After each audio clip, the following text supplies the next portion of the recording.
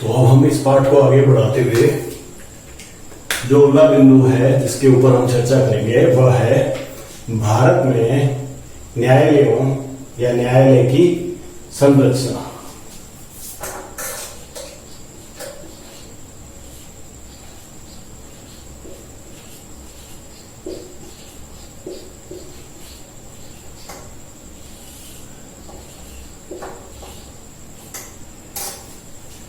भारत में न्यायालय की संरचना।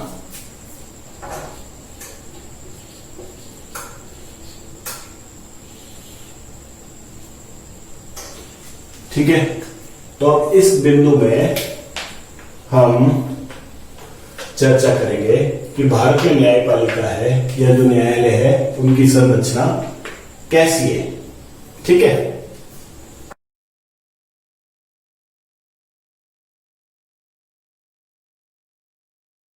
तो जो भारत में न्यायालयों की संरचना है वह त्रिस्तरीय है। कैसी है?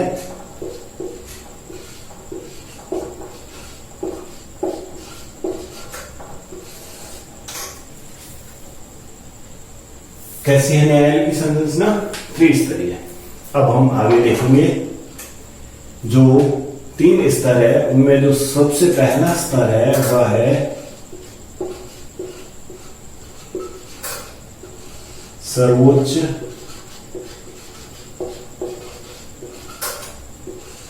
न्यायालय। फिर उसके बाद जो न्यायालय आता है वह है उच्च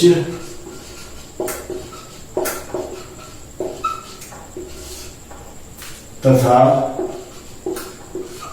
इसके बाद जो न्यायालय आते हैं उनको हम लोग जिला या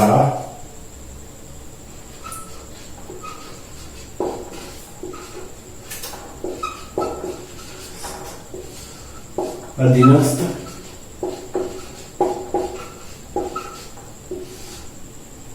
न्यायालय कहते हैं। ठीक है, अब मैं आप लोगों को बताता हूं जो भारत में सबसे छोटे न्यायालय है उनको हम लोग अधीनस्थ न्यायालय कहते हैं। यह हर जिले में एक होता है ये। ठीक है, अब इन अधीनस्थ न्यायालयों को जिला न्यायालय भी कहा जाता है। ठीक है, अब इनसे बड़े या इनसे ऊपर के स्तर पे जो न्यायालय है वह है उच्च न्यायालय। ठीक है, और इनकी संख्या कितनी है भारत में? 25। और ये लगभग राज्य स्तर पर है। अब इससे भी बड़ा न्यायालय जो भारत में सिर्फ एक है और वह सबसे बड़ा न्यायालय है, दिल्ली में है, इसको बोलते हैं सर्वोच्च न्यायालय। ठीक है, अब थोड़ा न्यायालयों के इतिहास के विषय में भी जान लेते हैं। तो अंग्रेजों ने 1773 में एक कानून पारित किया, उसको हम लोग रेगुलेटिंग एक्ट बोलते हैं या रेगुलेटिंग कानून बोला जाता है। उसके तहत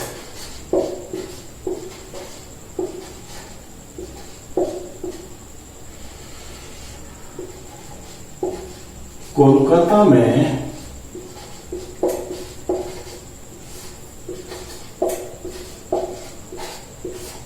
सुप्रीम कोर्ट की स्थापना की। इसके पश्चात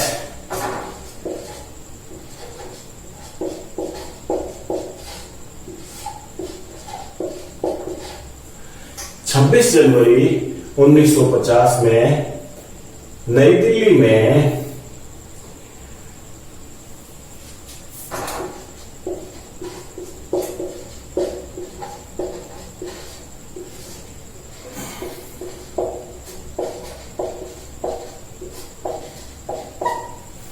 भारत का सर्वोच्च न्यायालय स्थापित किया गया।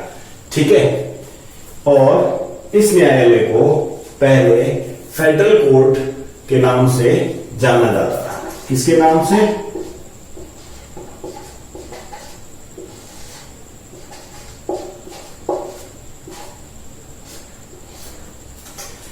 फेडरल कोर्ट के नाम से जाना जाता था।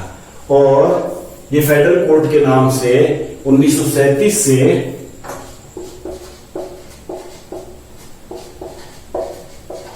1939 तक चला। अब हम आगे बढ़ते हैं और 26 जनवरी 1950 में जब भारत में सर्वोच्च न्यायालय की स्थापना हो गई, लेकिन तब तक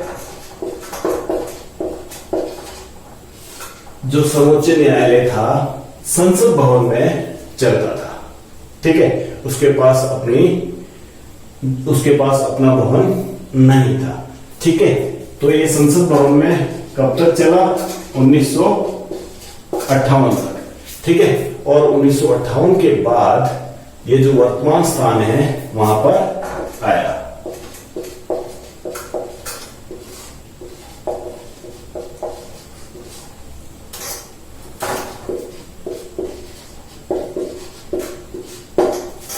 ठीक है, तो अब हम आगे बढ़ते हैं। जो भारत में सर्वोच्च न्यायालय है, ठीक है,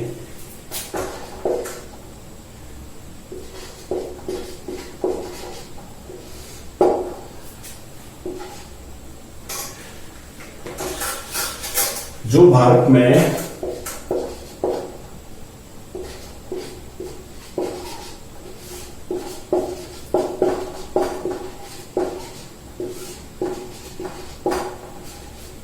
इसमें अभी वर्तमान में कुल कितने न्यायाधीश होते हैं?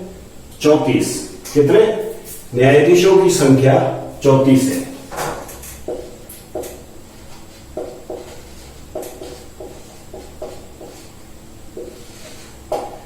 संख्या कितनी है? 34। और ये 33 प्लस 1 मुख्य न्यायाधीश 1 और उनके नीचे जो अन्य न्यायाधीश है उनकी संख्या 33 है। इससे पूर्व जो न्यायाधीशों की संरचना थी वह थी 30 प्लस 1 की। ठीक है, 30 प्लस 1, और इसको बदलकर हाल ही में कितना किया गया है? 34 प्लस 1। ठीक है, अब हम आगे बढ़ते हैं। हमारे संविधान के अनुच्छेद 124 किसके?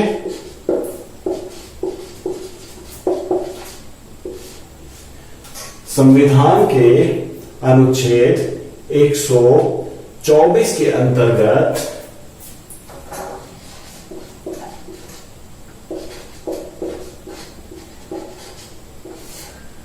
सर्वोच्च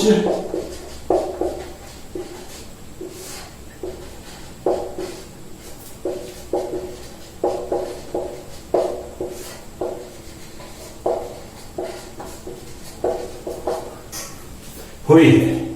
ठीक है, या इस अनुच्छेद के अंतर्गत जो हमारा सर्वोच्च न्यायालय है इसका गठन हुआ है। ठीक है, तो अब हम आगे बढ़ते हैं। सर्वोच्च न्यायालय के जो फैसले हैं, सर्वोच्च न्यायालय कोई भी जो फैसला देता है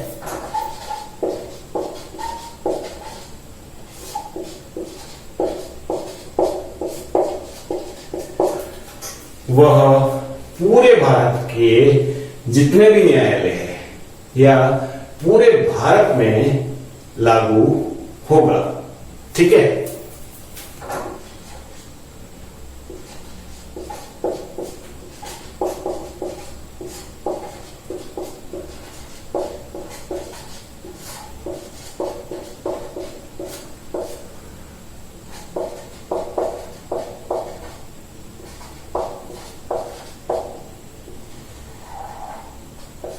ओके, भारत के सारे न्यायालयों में या पूरे भारतवर्ष में। ठीक है, सब जगह ये जो निर्णय होगा वो लागू होगा। अब हम आगे बढ़ते हैं।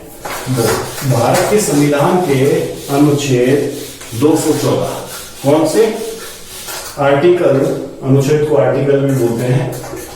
214 के अंतर्गत उच्च न्यायालयों की स्थापना हुई है। किसकी स्थापना हुई है? उच्च।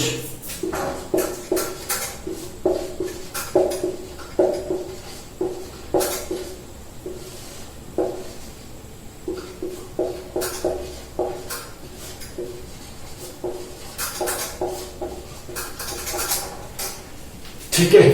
अब जो उच्च न्यायालय है ये भारत में जो राज्य संबंधित संरचना है, कौन सी? राज्य, जो उच्च न्यायालय है वो भारत में राज्य स्तरीय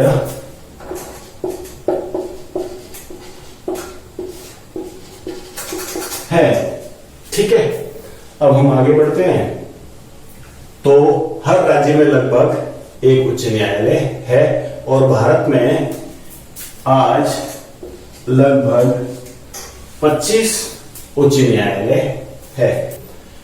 अब हम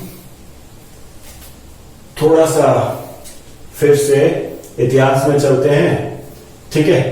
1862 में कोलकाता, मुंबई तथा चेन्नई, ठीक है, 1862 में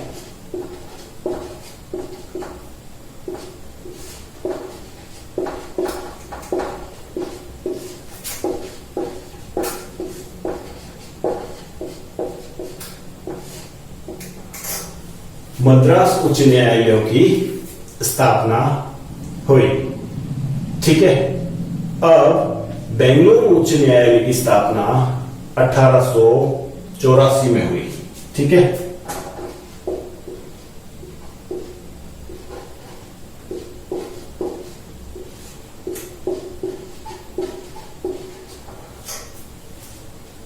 कब हुई? 1884 में। ठीक है। पटना और जो दिल्ली उच्च न्यायालय है उनकी स्थापना इस प्रकार से हुई। पटना 1916, दिल्ली 1966। ठीक है। तो जो अगला न्यायालय स्थापित हुआ, उच्च न्यायालय स्थापित हुआ, वो है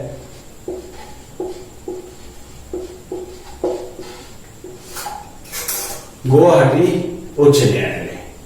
ठीक है। और इसकी स्थापना 1948 में हुई। कब हुई? 1948। ठीक है। अब हम थोड़ा सा स्टडी में आगे बढ़ते हैं और उन राज्यों की बात करते हैं जिन राज्यों में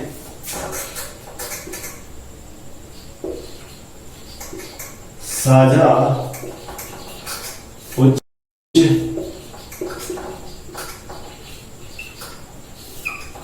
न्यायालय है। तो इसमें सबसे पहले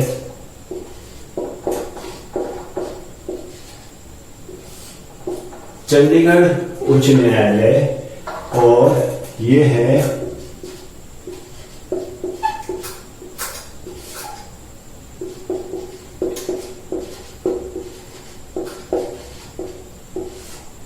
हरियाणा, पंजाब और चंडीगढ़, तीनों का जो उच्च न्यायालय है वो कहां पर है? चंडीगढ़ में। और एक और है जो संयुक्त या साझा उच्च न्यायालय है, वह है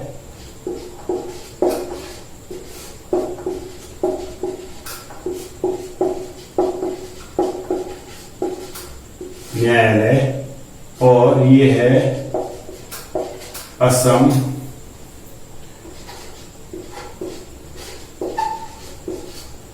मणिपुर,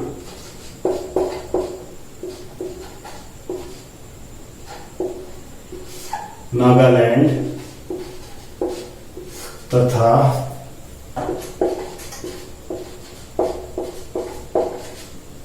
मिजोरम। इन सारे प्रदेशों का जो न्यायालय है वह एक ही स्थान पर है, वह है गुवाहाटी। ठीक है। और अब हम आगे बढ़ते हैं। 2019 में तेलंगाना और आंध्र प्रदेश अलग हुए, तो जो हैदराबाद का जो उच्च न्यायालय है वो तेलंगाना में रह गया, और आंध्र प्रदेश के लिए जो नया उच्च न्यायालय स्थापित हुआ वह स्थापित हुआ अमरावती में। कहां पर? अमरावती। ठीक है, ये किसका है?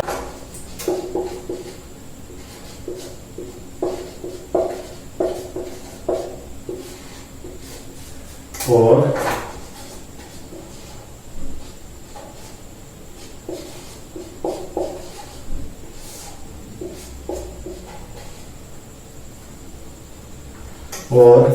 जो हैदराबाद का उच्च न्यायालय है वह है तेलंगाना का। ठीक है,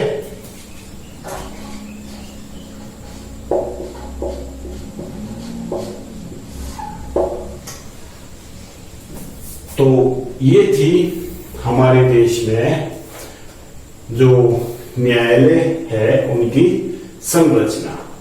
ठीक है, अब हम पाठ को आगे बढ़ाते हैं और अगला बिंदु लेते हैं।